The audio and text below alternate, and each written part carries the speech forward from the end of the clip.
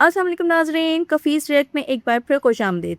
उम्मीद है आपको हमारी वीडियो अच्छी लग रही होगी, तो हमें लाइक, शेयर और सब्सक्राइब ज़रूर कीजिएगा और हमें कमेंट्स करके बताएं कि हम अगली वीडियो किस पर रिएक्ट करें। तो आज की वीडियो में देखते हैं कि क्या है ऐसा, कुछ तो है ख़ास। चलें चल के देखते हैं, फिर इस पर बात करेंगे। भारत की विदेश नीति के लिए यह अच्छी बात नहीं है अगर अमेरिका के उपराष्ट्रपति जेडी वैंस पाकिस्तान के फील्ड मार्शल आसिम मुनीर से कह रहे हैं कि thank you for everything man, सबके लिए जो तुमने काम किया है उसके लिए तुम्हारा शुक्रिया। और यह इसलिए अहम है क्योंकि प्रधानमंत्री नरेंद्र मोदी हर मुद्दे के लिए अमेरिका की तरफ देखते हैं। ईरान के साथ तेल खरीदना है, अमेरिका की तरफ देखो। रूस से तेल खरीदना है, अमेरिका की तरफ देखो।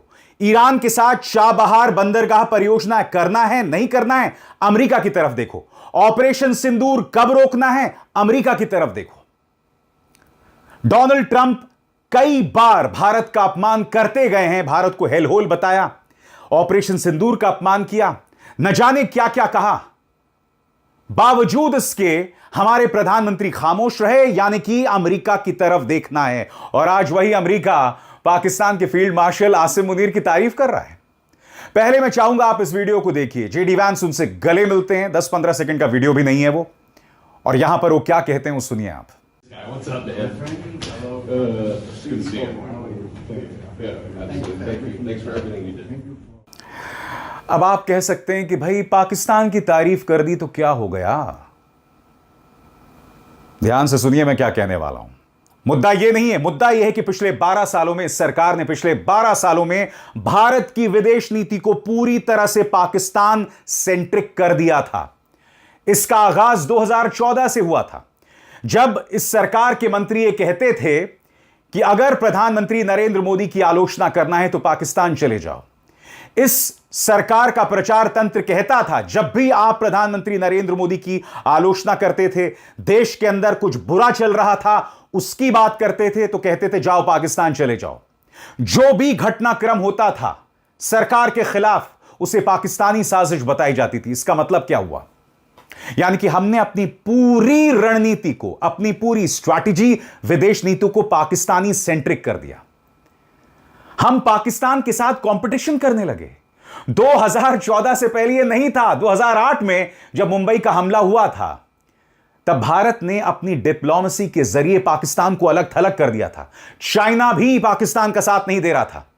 यह मत भूलिए, जब भारत के डिप्लोमेट का अपमान अमेरिका ने किया था, तो देखिए किस तरह से अमेरिकी दूतावास के बाहर उनकी सारी सुरक्षा को हटा दिया गया था। यह थी भारत की ताकत। और उस वक्त के वाणिज्य मंत्री कमलनाथ ने क्या कहा था कि नया भारत है, नया भारत का मीडिया है, आप भारतीय डिप्लोमेट्स के साथ बदतमीजी करोगे तो तुम्हें इसका खमियाजा भुगतना पड़ेगा। इस तरह से भारत अमेरिका को अपनी साख, अपनी ताकत, अपनी अस्मिता पे वार जब होगा, उसके परिणाम दिखाता था। मगर अब अमेरिका जो मर्जी कर दे, हमारे 3 नागरिकों को मार दे, तब भी प्रधानमंत्री ट्रंप के सामने बैठते हैं, एक शब्द नहीं निकलता इस मुद्दे को लेकर। इंडियन ओशन में टॉर्पीडो के जरिए अमेरिका हमला कर देता है और पूरी तरह से खामोशी बनी रहती है प्रधानमंत्री की तरफ से। नतीजा आपके सामने है। डोनाल्ड ट्रंप लगातार अपमान कर रहे हैं। और याद कीजिएगा, डोनाल्ड ट्रंप ने एक इंटरव्यू में क्या कहा था कि मेरे पसंदीदा नेता मोदी हैं। क्यों? इसलिए कि इससे पहले भारत हम पर अनाप शनाप पैसे जो है वो चार्ज करता था, मगर जब से मोदी आए हैं हालात बदल गया। यानी कि भारत की नीति अमेरिका को लेकर कमजोर और सॉफ्ट हुई है, जिसमें शायद भारत को भी नुकसान हो रहा हो। यह बात डोनाल्ड ट्रंप ने एक इंटरव्यू में कही थी। यह एक हकीकत है और उसे हम मोड़ नहीं सकते। आज पाकिस्तान 2 चीजें कर रहा है दोस्तों। वो आसिम मुनीर, वो फील्ड मार्शल आसिम मुनीर, जिन्हें हम जिम्मेदार बताते हैं पहलगाम आतंकवादी हमलों के लिए, आज उनका दबदबा बढ़ रहा है साहब। याद कीजिए जेडी वैंस ने क्या कहा था कल की बातचीत में, कि मैं भारत और पाकिस्तान दोनों के करीब हूं। और कैसे कंपैरिजन किया था कि एक भारतीय मेरी पत्नी है और आसिम मुनीर एक पाकिस्तानी है। यह कौन सा कंपैरिजन हुआ? आसिम मुनीर क्या आपकी दूसरी पत्नी है? मुद्दा यह है कि अमेरिका आज खुलकर पाकिस्तान की तारीफ कर रहा है। और दूसरी तरफ पाकिस्तान ईरान से तेल भी खरीद रहा है, भारत नहीं खरीद रहा। अब आप मुझे बताइए, विदेश नीति की निगाह से कौन कमजोर पड़ रहा है? सुनिए जेडी वैंस ने किस तरह से अपनी पत्नी को भारतीय बताया और फील्ड मार्शल आसिम मुनीर के पाकिस्तानी होने का जिक्र किया। यह अपने आप में निहायत ही हास्यास्पद है, मगर सुनिए क्या हो रहा है। His field marshal in Pakistan, Asim Munir. I will say that since Field Marshal Munir welcomed us with the Prime Minister in Islamabad, I have joked that I have two very, very important people in my life, an Indian and a Pakistani. The Indian is my wife, and the Pakistani is Field Marshal Munir. And I've probably talked to Field Marshal Munir more than I've talked to anybody else over the last 3 months. यह सब क्यों हो रहा है दोस्तों? दो कारण। पहला, पिछले 12 सालों में हमने अपनी फॉरेन पॉलिसी को पूरी तरह से पाकिस्तान सेंट्रिक कर दिया। पाकिस्तान ये कर रहा है, पाकिस्तान वो कह रहा है। हमारी मीडिया का रवैया सबसे ज्यादा शर्मनाक हुआ है। याद कीजिएगा, पहलगाम आतंकवादी हमला होता है, उसके बाद ऑपरेशन सिंदूर होता है, तब पाकिस्तानी एक्सपर्ट्स को बुलाया जाता है। वो पाकिस्तानी एक्सपर्ट्स हमारे प्राइम टाइम टेलीविजन में बैठकर देश की बेइज्जती करते हैं। ऊपर से हमारा गोदी मीडिया कभी कराची पर कब्जा करा दिया, कभी इस्लामाबाद पर कब्जा करा दिया। इन्होंने देश की साख को, देश की इज्जत को इंटरनेशनली तार तार कर दिया पाकिस्तान के मुकाबले। और पाकिस्तानी सोशल मीडिया में भारतीय न्यूज चैनल्स का मजाक उड़ रहा था। किस तरह से मजाक उड़ रहा था कि देखो, तुमने तो कराची पे कब्जा कर लिया, इस्लामाबाद पर कब्जा कर लिया। यह सब हो रहा था पाकिस्तान के अंदर। ऐसा कभी नहीं हुआ दोस्तों 2014 से पहले, जहां पाकिस्तान के मुकाबले इस तरह से भारत को डिप्लोमैटिकली कोई सेटबैक हुआ हो। क्यों?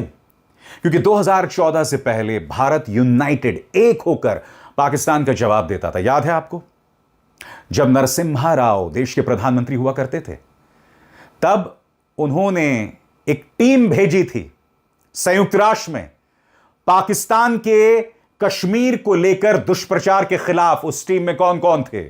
सलमान खुर्शीद, फारूक अब्दुल्ला, अटल बिहारी वाजपेयी, जो कहने को भाजपा से थे।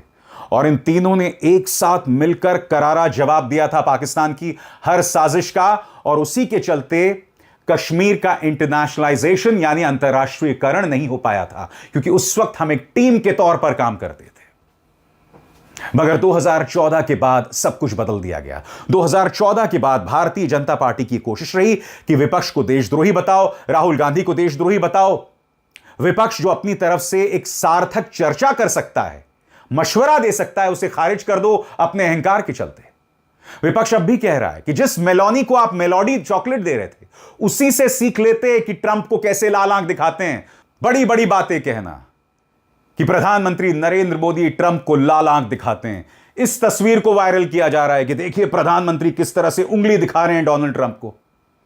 हम सब जानते हैं क्या हो रहा था असलियत में। आप उन 3 भारतीयों का नाम तक नहीं ले पाए ट्रंप के सामने। जब एक पत्रकार ने सवाल पूछा 3 भारतीयों की मौत पर, तब भी प्रधानमंत्री ने वहां पर दखल नहीं दिया, हस्तक्षेप नहीं किया। मगर इस देश में सब कुछ प्रधानमंत्री के नाम पर, प्रचार के नाम पर चलता है। यह देखिए किस तरह का टूल किट कल चल रहा था। कल नीट की परीक्षा थी और फिर भाजपा के प्रचार तंत्र से जुड़े तमाम जो दोरपल्ली ट्रोल्स और खुद गोदी मीडिया इस तरह का प्रचार चला रहा था। देखिए, जब नीट की परीक्षा चल रही थी तो प्रधानमंत्री 45 मिनट या करीब 1 घंटे तक एयरपोर्ट के अंदर रहे ताकि वो आसानी से परीक्षा दे सकें। बिल्कुल उसी अंदाज में जैसे हर चुनाव में अचानक रहस्यमय तरीके से कोई एम्बुलेंस आ जाती है और प्रधानमंत्री अपना कारवां रोक देते हैं। मैं ये टूल किट आपको क्यों दिखा रहा हूं? क्योंकि यहां सब कुछ प्रचार पर है, सब कुछ टूल किट है, सब कुछ जनता को मूर्ख बनाने का एक जरिया है और इसके अलावा कुछ नहीं। हकीकत में क्या चल रहा है दोस्तों? हकीकत में देश की विदेश नीति को संवारने का काम नहीं चल रहा है। इस शख्स एस जयशंकर के नेतृत्व में भारत की विदेश नीति बद से बदतर हो गई है। आप तमाम आयोजनों में, पैनल डिस्कशंस में कुछ बयान इधर उधर दे दें और उस पर मीम्स बना दिए जाएं, रील्स बना दिए जाएं, उससे आप लेजर आइज नहीं बन जाते मिस्टर एस जयशंकर। हकीकत यह है कि भारत की विदेश नीति पहले के मुकाबले कमजोर हो गई है, कमजोर हो गई है। भारत इस्राइल से मोहब्बत के चलते आज अपने पुराने दोस्तों को गवा रहा है। आज ईरान के अंदर भी पाकिस्तान का रुतबा बढ़ रहा है। क्यों? क्योंकि पाकिस्तान अपनी तरफ से कोशिश कर रहा है। भारत भी कर सकता था, मगर नहीं। जब आयतुल्लाह खामेनी की मौत हुई थी तो प्रधानमंत्री खामोश रहे थे। जब मिनाब में 180 बच्चों को मार दिया गया था या 150 बच्चों को मार दिया गया था, तब भी प्रधानमंत्री खामोश रहे थे। जब इंडियन ओशन में IRS देना पर हमला हुआ था, जिसमें करीब 100 ईरानी नौसैनिक मारे गए थे, तब भी हमारे प्रधानमंत्री खामोश थे। एक बयान उन्होंने जारी नहीं किया। और दूसरी तरफ पाकिस्तान, वो तो ट्रेन के रास्ते ईरान से तेल मंगवा रहा है, उसे कोई प्रॉब्लम नहीं है। और हम अब भी ईरान के रहमो करम पर निर्भर हैं स्ट्रेट ऑफ हॉर्मुज से अपने जहाज को निकालने के लिए, जबकि हमारे प्रधानमंत्री इतनी बड़ी घटनाओं पर खामोश रहे। इस सरकार की सिर्फ एक कोशिश है, बाहर जो है NRIs के साथ बैठकर कार्यक्रम करो। प्रधानमंत्री इस तरह से नाच गाना देखते रहते हैं वहां पर मोदी मोदी मोदी करवाओ, और यहां देश के अंदर लोकतंत्र की ऐसी तैसी करो। जी नाज़रीन, कैसी लगी आज की वीडियो? कहा था ना कुछ तो है ख़ास, तो फिर आपको क्या ख़ास लगा हमें कमेंट्स करके ज़रूर बताएं। और अगर अभी तक आपने हमारे चैनल को सब्सक्राइब नहीं किया तो फ़ौरन कर लीजिए, लाइक शेयर कीजिए और कमेंट ज़रूर करें ताकि हम नेक्स्ट वीडियो उसी पर रिएक्ट करें। मिलते हैं किसी और अच्छी वीडियो के साथ। अल्लाह हाफ़िज़।